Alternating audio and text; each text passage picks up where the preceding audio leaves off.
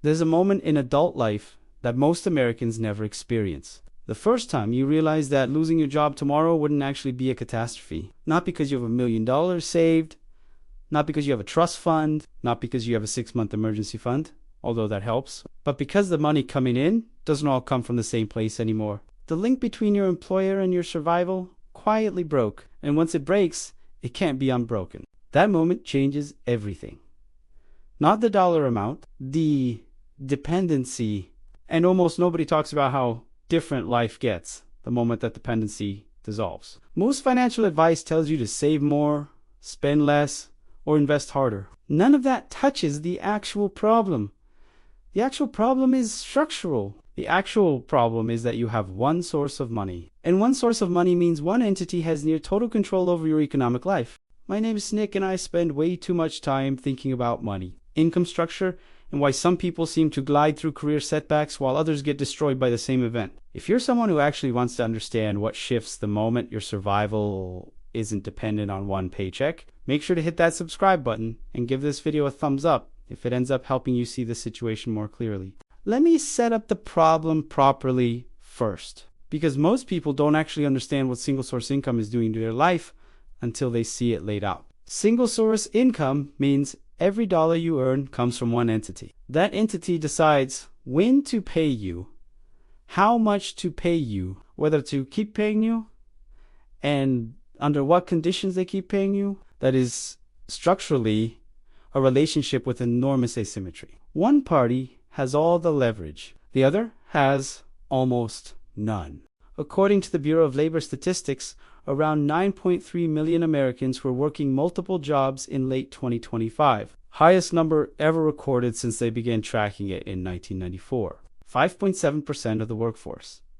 Highest share in 25 years. But that's just the people with literal second jobs. Bankrate's 2025 Side Hustle Survey suggests roughly 27% of American adults have some form of income outside their primary employer. Even so, the inverse is striking. 73% of working-age Americans rely entirely on a single source of income.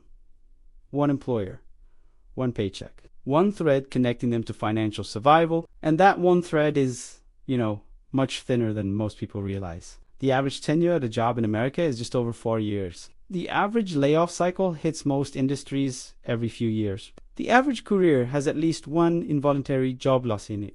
And during the gap between losing one job and finding the next, the single source income earner is completely exposed. No income coming in, bills still going out, the clock running. The median American has about $1,000 in liquid savings, according to Federal Reserve data. That's about 2 weeks of expenses for most households.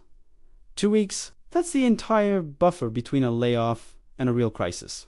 Most single source income earners are, in practice, 2 paychecks away from genuine financial distress. They've built their entire adult financial life around one source of money that can disappear with 2 weeks' notice. And the system rarely treats this fragility as the emergency it is. The career advice industry treats it as normal. The financial planning industry treats it as something to insure around, not solve. But the structural fragility is real. And the fact that everyone's living with it doesn't make it less of a problem. It just makes it normalized. Now, let's talk about what's actually happening psychologically when you only have one paycheck, because it's worse than most people realize. When all your income comes from one employer, your brain treats that employer as a survival threat constantly. Not in the dramatic sense, in the low grade, always on, background sense. This isn't paranoia. It's accurate threat assessment. The employer literally has the power to remove your income at any time, with very little notice, for almost any reason. Your nervous system correctly registers that. Every email from your boss carries weight. Every difficult conversation has a layer of fear underneath it. Every reorg announcement triggers a stress response. You can't fully relax during the workday. You can't fully relax during the evening either, because the work email might come. You can't fully relax on the weekend, because Monday is coming. This isn't a personality problem. This is your brain correctly recognizing that one entity has too much power over your survival. Your nervous system is responding accurately to the structural reality, and that low-grade stress costs you something. Sleep quality, decision quality, relationship quality, health outcomes over decades. The literature on chronic stress is depressingly clear. People who feel financially captive to one job have worse health markers across almost every category, measured not because they're weaker, because their nervous system never gets to fully stand down. The threat never disappears because the structure never changes. The cortisol levels stay elevated. The sleep quality stays compromised. The decision-making gets gradually worse over time because chronic stress impairs cognitive function in measurable ways. And the strange thing is, most people don't even realize this is happening. They think they're just tired, or just stressed, or just busy. They never trace it back to the structural problem of single-source income. They blame themselves. They wonder why they can't seem to relax. They assume it's a willpower issue. It's not. The structure is doing this to them. Now consider what happens when even a small amount of income starts coming from somewhere else. Say a few $100s a month from a side activity. That few hundred isn't replacing your salary. It can't pay your mortgage. It can't cover your bills on its own. But it changes the meaning of the salary. Suddenly your job isn't the only thing keeping the lights on. It's the biggest thing, sure, but not the only thing. That distinction sounds trivial. It is not. Your nervous system reads it immediately. The chronic stress drops. The hypervigilance fades. The same boss saying the same thing and the same meeting lands completely differently when your survival isn't entirely in their hands. The economists call this the ability to make decisions based on what you actually want, instead of what you can't afford to lose. You don't need to use the optionality, you just need to know it exists. That alone changes how you behave in every interaction. And here's the part most people don't realize until they cross this line. The behavior change is what makes everything else better.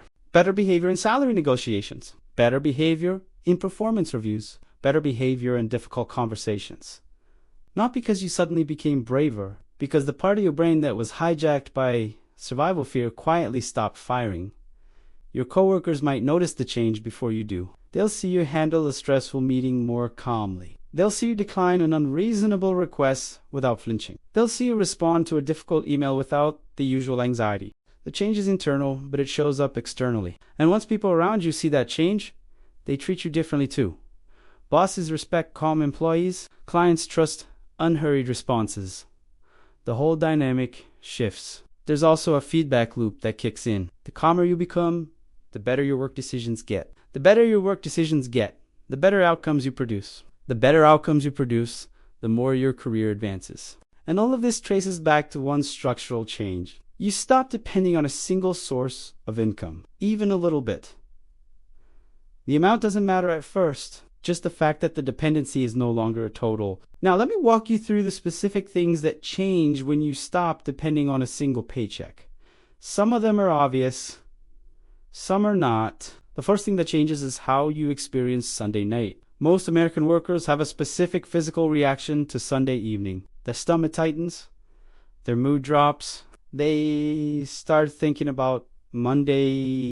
That reaction is called the Sunday. And it's not because you're weak, it's because your brain knows the rest of the week is mostly outside your control. When even a small amount of income comes from your own work outside the job, the Sunday feeling fades. Not completely, but noticeably. Mondays just feel less, heavy. The second thing that changes is your tolerance for bad workplace behavior from others. A toxic boss, a passive-aggressive coworker, an unreasonable client. With single-source income, you absorb all of it. You can't push back too hard. You can't escalate too aggressively. You can't risk losing the job. With even small alternative income, you push back when it actually matters. You decline things that don't make sense. You set boundaries you couldn't set before. You don't have to make a scene. You don't have to do anything dramatic. The difference is in the small moments most people don't even notice they had a choice in. The third thing that changes is how you read job postings. Before, you read them as escape hatches. Better salary, better title, better benefits, better escape. After you read them as opportunities, you can evaluate calmly. You're not running from anything. You're considering whether the new thing is actually better. That calmness is like the entire difference between making a good career decision and making a desperate one. Most career mistakes happen during desperation. The fourth thing that changes is your relationship with money in general. Saving stops feeling like deprivation and starts feeling like construction. You're not denying yourself to build a tiny cushion against a giant threat. You're building structure that compounds. Different mental model entirely. The fifth thing that changes, and this is subtle but real, is your time horizon for decisions. Single source earners think in PE periods. 2 weeks. 1 month at a time. People with diversified income think in quarters and years. They can absorb a bad month because it's not the whole story. They can take a longer view because they aren't being held hostage by the calendar. That longer time horizon affects almost every financial decision. Investing decisions, career decisions, home buying decisions. They all get better when you can think past the next paycheck. It's hard to overstate how much of bad financial behavior comes from short time horizons. The high interest debt people take on. The desperate job moves. The panic selling of investments. Almost all of it traces back to thinking in weeks instead of years. And that short time horizon is, the natural consequence of single source income. You can't think long term when next month's survival is in question. But here's the part most people completely miss. And it might be the most important point in this entire video. Stopping the dependency on one paycheck isn't really about the second income amount. It's about what the second income represents about your relationship with the economy. A single income earner is, structurally, a consumer with a wage. Their economic role is to receive money from one source and distribute it across dozens of businesses.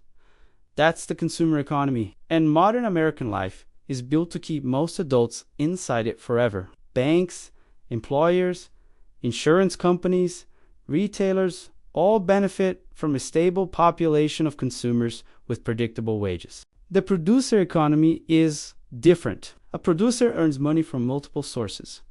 Their economic role is more complex. They have customers, not just employers. The shift from consumer to producer isn't about how much you earn. It's about how the money arrives from one place or from many. And here's the deeper thing. The producer economy is where almost all serious wealth is created in America. Wage income has the highest effective tax rate, the lowest ceiling, the least flexibility, the most predictable trajectory. Producer income has lower effective tax rates after legitimate deductions, higher ceilings, more flexibility, more upside if you stick with it. Almost every wealthy person, got there through some form of the producer economy. Owning a business, owning real estate, owning equity in companies, even owning stock counts. Because you own a piece of a company that makes money for you while you sleep. That's the producer ladder in its most passive form.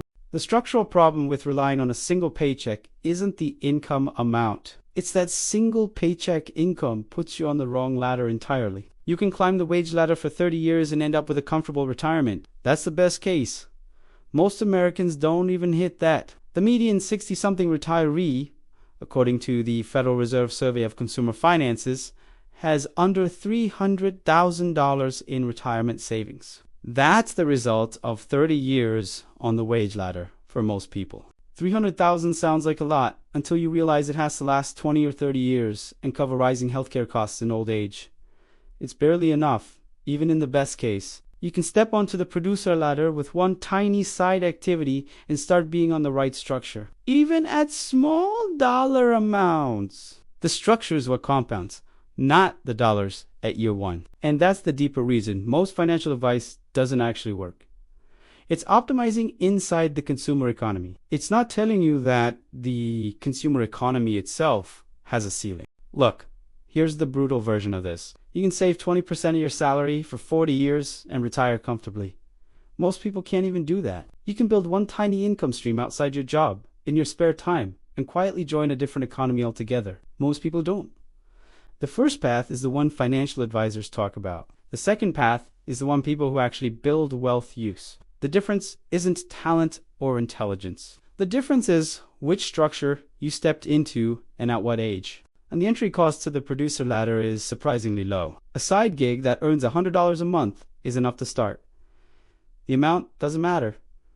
The structure does. Once you have any meaningful non-employer income, even small, the rest of your financial life starts behaving differently. Your decisions change, your stress drops, your career trajectory becomes more strategic, your relationship with money becomes more functional. None of this requires quitting your job. None of it requires a six-figure side business. None of it requires risk. It just requires one small move outside the consumer economy, and then another, and then another. The compounding works at the structural level, not just the dollar level. Each year on the producer ladder makes the next year easier, in ways that don't show up on year one bank statements. The first year you're learning the basics. The second year, you're refining. By the third year, the structure starts producing results that wage compounding alone could never deliver. You're not failing if you've only ever relied on one paycheck.